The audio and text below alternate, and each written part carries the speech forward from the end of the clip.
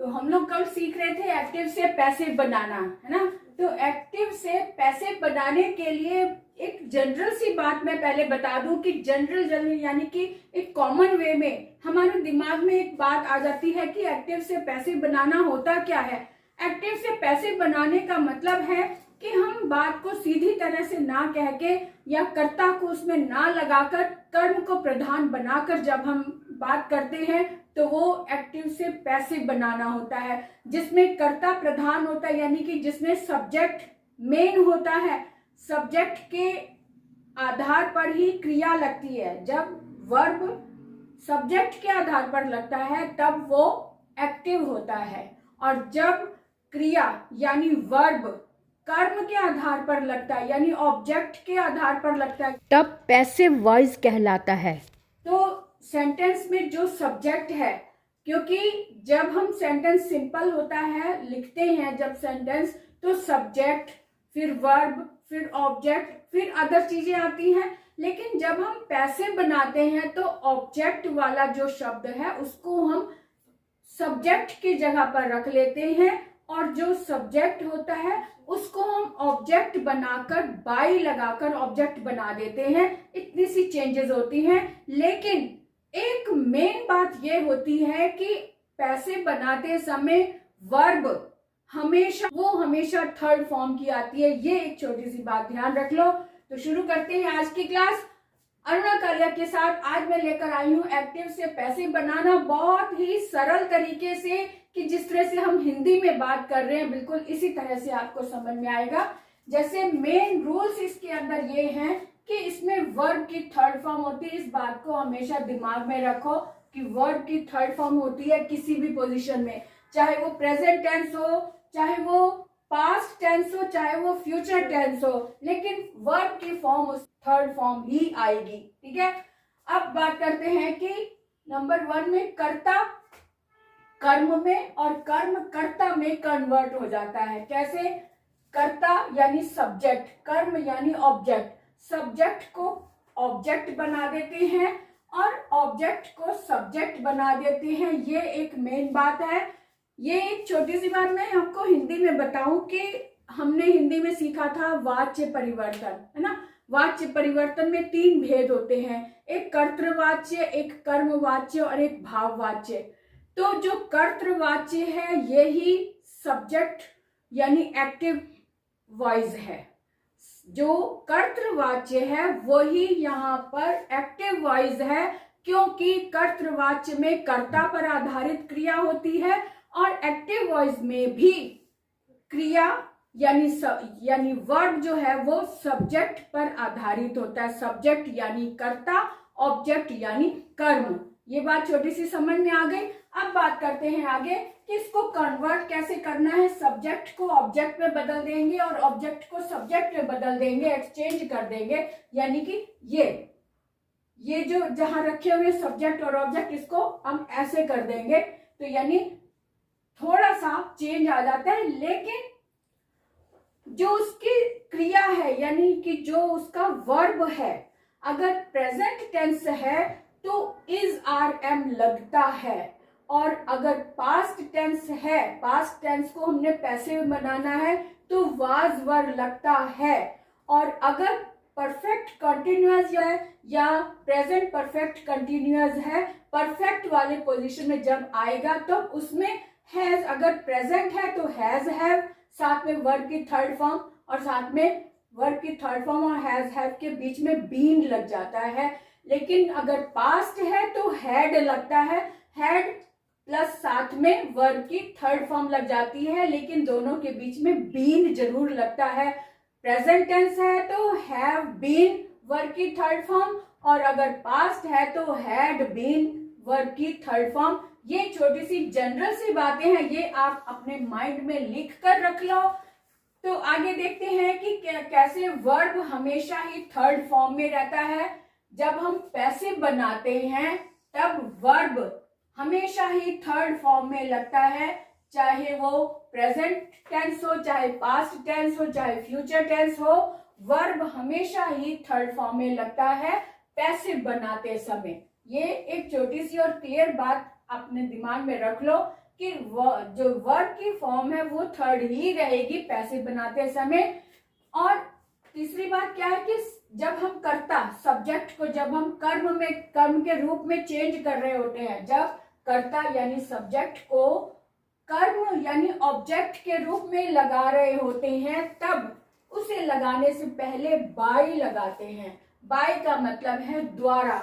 अब जब हिंदी में जब हम वाच्य परिवर्तन करते हैं, तब कर्तृवाच्य से जब हम कर्मवाच्य में बदलते हैं, तो कर्म तो पहले लग गया, कर्म यानी सब्जेक्ट बन गया, लेकिन जो सब्जेक्ट वाला शब्द है उसमें हम द्वारा या उससे लगाते हैं, है ना। या जैसे राम के द्वारा पतंग उड़ाई गई, तो द्वारा यानी डायरेक्ट बात नहीं करके थोड़ा सा चेंज करके कि पतंग उड़ाई गई, अगर हम इसमें राम नहीं भी लगाते हैं तब भी पतंग उड़ाई गई, पतंग को ऑब्जेक्ट को हमने सब्जेक्ट बना दिया, पतंग उड़ाई गई। अब किसके द्वारा उड़ाई गई, उसके द्वारा, या बाय राम। बाय इंग्लिश में हम बाय लगा देते हैं, हिंदी में हम द्वारा लगा देते हैं। तो अगर आप हिंदी के वाच्य को इसके साथ मिलाकर देखेंगे, अगर आपने वाच्य अच्छे से समझ लिए हैं, तब आपको ये बहुत ही आसानी से समझ आ जाएगा कि वर्ब की थर्ड फॉर्म इसमें मेन होती है, लेकिन कर्ता के साथ में द्वारा या उससे लगाते हैं पैसिव बनाते समय। और अगर कर्म है, कर्म को हमने सब्जेक्ट बना दिया और सब्जेक्ट को हमने ऑब्जेक्ट बना दिया, बस यही एक मेन बात होती है। लेकिन अगर आप कहेंगे कि भाववाच्य में तो कर्म होता ही नहीं, बिल्कुल सही कहा, जब कर्म ना हो तब क्या करते हैं, आगे हम ये भी देखेंगे कि कर्म ना हो। तो एक चीज और बता दो कि अगर कंटिन्यूअस प्रेजेंट कंटिन्यूअस हो या पास्ट कंटिन्यूअस हो, उसमें इंग लगता है, आईएनजी, यानी कि वर्ब की फर्स्ट फॉर्म में आईएनजी लगता है, क्योंकि कंटिन्यूअस बात हो रही है, यानी रहा है, रही है, रहे हैं आ रहा है, रहे हैं जहां आता है वहां आईएनजी लगता है। लेकिन पैसिव बनाते समय क्योंकि वर्ब की थर्ड फॉर्म लगेगी, उसमें आईएनजी कैसे लग सकता है, तो ऐसे में हमने आईएनजी भी लगाना है, तब हम बी लगाएंगे, बी में आईएनजी लगा देंगे, बीइंग बन जाएगा। बीइंग लगाकर हम आईएनजी को छोड़ेंगे नहीं, बीइंग लगाकर, यानी जैसे वर्ब की थर्ड फॉर्म भी हो गई, वर्ब की थर्ड फॉर्म से पहले बीइंग लगाएंगे, इस बात का ध्यान रखें। अब हम जब एग्जाम्पल देखेंगे तब हम इन चीजों का भी ध्यान रखेंगे कि कहाँ पर बीइंग लगाया है, कहाँ पर किस तरह से वर्ब की थर्ड फॉर्म आई है, और किस तरह से हैड बीन या हैव बीन लगाया है। ये सारी बातें हम किसमें, एग्जाम्पल में देखेंगे। तो देखते रहिए आगे, बिना स्किप किए पूरा वीडियो देखें। और अगर आपने अभी तक सब्सक्राइब नहीं किया तो जल्दी से सब्सक्राइब कर दो, लाइक कर दो, शेयर करना बिल्कुल मत भूलना। तो चलो शुरू करते हैं आगे का क्लास। है एग्जाम्पल जब हम देखेंगे तब और भी अच्छे से समझ में आ जाएगा। यहाँ पर शी सिंग्स अ सॉन्ग लिखा है, सिंग्स से समझ आ रहा है कि ये वर्ड की फर्स्ट फॉर्म है और साथ में एस लगा, इसका मतलब ये प्रेजेंट इंडेफिनिट टेंस है। और इंडेफिनिट टेंस में भी वर्ब की थर्ड फॉर्म लगती है, ये हमने सीखा था। तो लेकिन साथ में ये प्रेजेंट टेंस है तो साथ में इज आरएम भी लगेगा, इसलिए क्योंकि शी जो है ये थर्ड पर्सन है और एक वचन है, सिंगुलर नंबर है, इसलिए शी के साथ इज आएगा। लेकिन यहाँ पर अ सॉन्ग है, सॉन्ग भी सिंगुलर नंबर है, इसलिए सॉन्ग को जब हम कन्वर्ट करेंगे तो सॉन्ग के साथ में भी इज आएगा। तो अ सॉन्ग इज सिंग सैड संग होती है ना, तो a song is sung SUNG sung by, जो शी है वो फीमेल है इसलिए हर हो जाएगा, तो बाय हर। ठीक है, अब यहाँ पे इज आया, इज से पता चला कि ये प्रेजेंट टेंस है और संग से पता चल रहा है कि ये पैसिव वॉइस है, क्योंकि एक गाना गया अगर बाय हर नहीं भी लगा हो तब भी सेंटेंस कंप्लीट है, वो ऑटोमेटिकली ये अंडरस्टूड बात है कि किसी के द्वारा तो गाया गया होगा, भले ना पता हो कि किसके द्वारा। यहाँ पे शी लिखा है इसलिए हमने बाय हर लिख दिया, अगर वहां पे नहीं भी लिखा होता तो हम बाय हर नहीं भी होता तब भी अ सॉन्ग इज संग बाय हर हो जाता, ठीक है।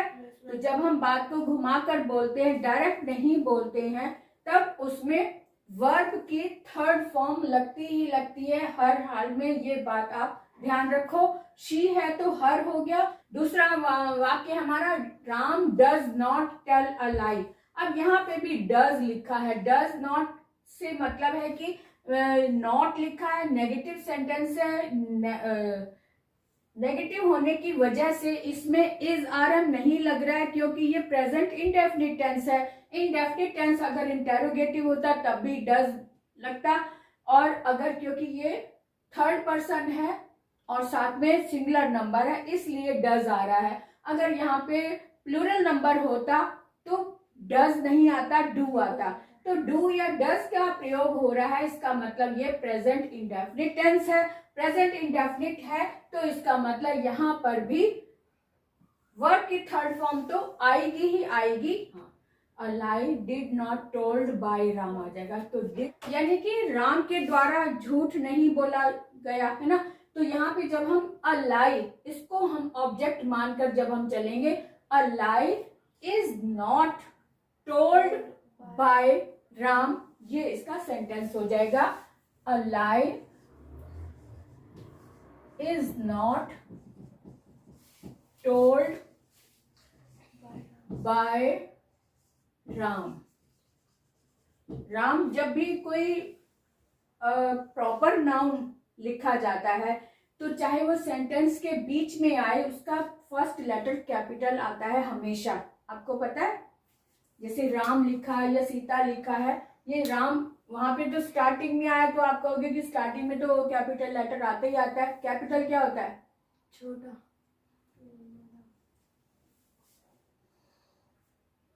स्मॉल लेटर छोटा होता है बेटा, कैपिटल लेटर का मतलब बिग, जो बड़ी एबीसीडी होती है ना। जिसे हम, जैसे ये आर है, एस है, ये कैपिटल लेटर होते हैं। जब ऐसे नामों को, प्रॉपर नाउन जो प्रॉपर नेम होता है, वो अगर सेंटेंस के बीच में भी आए तब भी कैपिटल लेटर यूज होता है। ये बात हमेशा ध्यान रखो बेटा, ओके। तो a lie is not told by Ram आ गया। अब आगे देखते हैं, वी डिड नॉट, यहाँ पे डिड लगा है। डिड से पता चल रहा है कि ये पास्ट इंडेफिनिट टेंस है। ये क्या है? पास्ट इंडेफिनिट टेंस है। तो पास्ट का मतलब है कि यहाँ पर वाज वर्ब का प्रयोग होगा, है ना। अब लाफ एट द बैगर आ गया। एट द बैगर तो हम कहेंगे कि द बैगर, बैगर को हमने इधर ले लिया, द बैगर वाज नॉट, क्योंकि ये सिंगुलर नंबर है तो इसलिए इसके साथ वाज आया। अगर ये प्लूरल होता तो वर लगाते। तो वाज नॉट लाफ्ड, लाफ्ड आ जाएगा इसका थर्ड पर्सन, है ना। लाफ्ड बाय, वी का अस हो जाएगा, बाय अस। ये सेंटेंस बन गया। The bagger was not laughed by us. They will write, यहाँ पे विल लगा है, इसका मतलब ये तो शो हो रहा है कि ये फ्यूचर टेंस है, लेकिन फ्यूचर टेंस में भी इंडेफिनिट, फ्यूचर इंडेफिनिट है। तो इसको हम भी कैसे करेंगे? लेटर्स को पहले ले आएंगे। तो लेटर्स, लेटर्स, अब विल है तो विल का तो विल ही रहेगा, लेकिन क्या चेंज होगा इसमें? Will be, letters will be written by them. They का देम हो गया और राइट का थर्ड फॉर्म रिटन हो गया। राइट रोड रिटन होता है इसलिए रिटन हो गया, और विल के साथ में बी लगाकर हमने इसको सेंटेंस बना दिया, letters will be written by them. इस तरह से सेंटेंसेस चेंज होते हैं। ये छोटी छोटी सी ग्रामर अपने माइंड में रख लो, बसा लो इसको। कि पहली बात क्या कि पैसिव बनाते समय वर्ब की थर्ड फॉर्म आएगी ही आएगी, चाहे सेंटेंस किसी भी टेंस का हो, पास्ट टेंस है, प्रेजेंट है या फ्यूचर है, लेकिन वर्ब की थर्ड फॉर्म आएगी ही आएगी, ठीक है। अब आगे साथ साथ इसको जो चेंज करना होता है वो हम पहले सीख चुके हैं, इसका अभ्यास कर लेंगे और भी ज्यादा अच्छे से पक्का हो जाएगा। जैसे जैसे हम एग्जाम्पल लेंगे साथ साथ में, जैसे दे का देम हो गया, वी का अस हो गया, शी का हर हो गया, ही का हिम हो गया। इस तरह की चीजें हमें प्रैक्टिस से याद हो जाती हैं। तो आज के लिए इतना ही। अगर आपको अच्छे से समझ आया तो मुझे जरूर कमेंट करके बताएं। और अगर कोई क्वेश्चन आपके पास है जो हल नहीं हो रहा, आपको लग रहा है ये क्वेश्चन कैसे हल होगा, तो मुझे कमेंट बॉक्स में लिखकर जरूर पूछें, आपको उत्तर जरूर मिलेगा। आज के लिए इतना ही। अगली वीडियो तक के लिए बाय बाय।